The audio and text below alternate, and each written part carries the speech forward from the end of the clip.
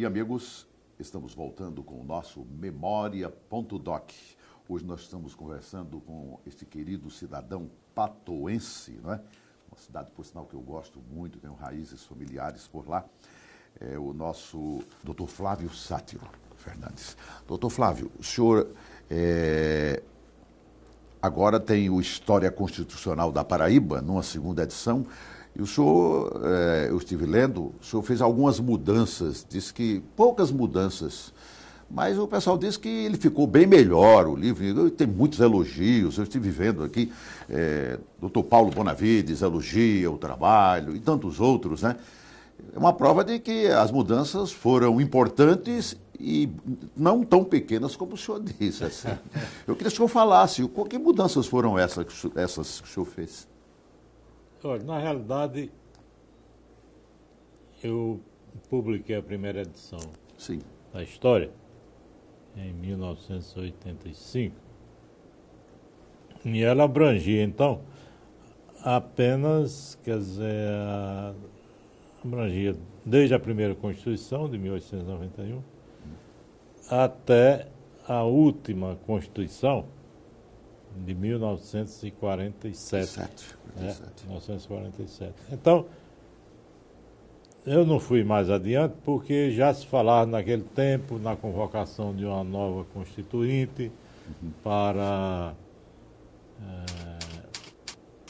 proceder ao trabalho de reconstitucionalização do país em termos amplos, porque depois da de 47 nós tivemos a de 1967, 1970, que foram mudanças, né?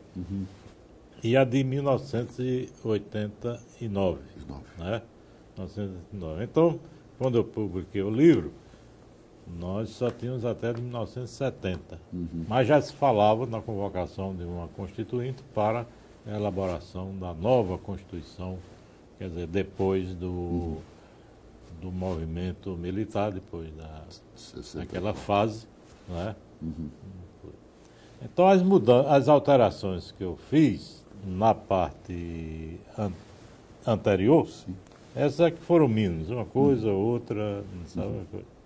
Porque a grande diferença da primeira para a segunda foram justamente as narrativas da Constituição de 1967, 1970 e a de 1989. O senhor fala até aqui, tem uma parte que houve o interlúdio sombrio, depois a Constituinte 67, emenda constitucional número 1 e a Constituinte e uma Constituição polêmicas. Exato. Foram essas mudanças então, isso no contexto. Toda essa parte, todos esses capítulos, são capítulos novos em relação à primeira edição. Ah, sim. Sabe? Então, na parte anterior não houve, quer dizer, pequenas alterações, né? Pequenas mudanças. Então, o grosso mesmo de novidades do livro é no tocante a essas constituições de 67, 70 e 1989. Fala um pouquinho sobre esse interlúdio sombrio. Um período, né, que correspondeu mais ou menos de 1965 até 74, quando houve várias manifestações estudantis aqui na Paraíba, e a polícia foi né, chamada, o governador determinou, ele mesmo assumiu essa responsabilidade, né, de proclamar que a ordem tinha sido dele para coibir as manifestações. Sabe?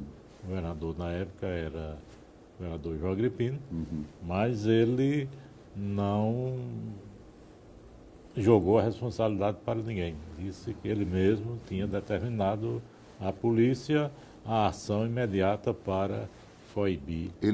Ele não quis dizer que foi o regime militar que estava a exigir mais assim, essa pressão contra os estudantes. Ele não quis deixar o problema lá para cima. Exato. E o João Agripino, ele era muito austero, muito forte. Austero, forte. Tinha prestígio junto aos círculos militares, né? E coisa. Então, foi, de certa forma, uma fase, de certo modo, uma fase sombria, por isso eu chamo de interlúdio. Muito Sombrio, interessante. sabe? E a Constituinte de 67?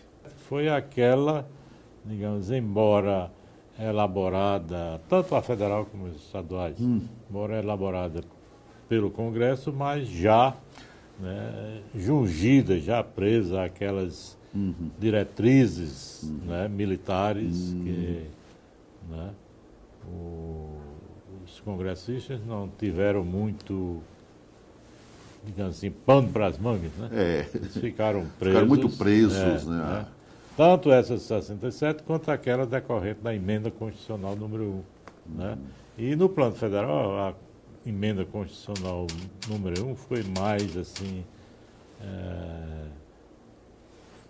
determinante, porque já foi um ato, digamos, daquela junta militar, né, que determinou.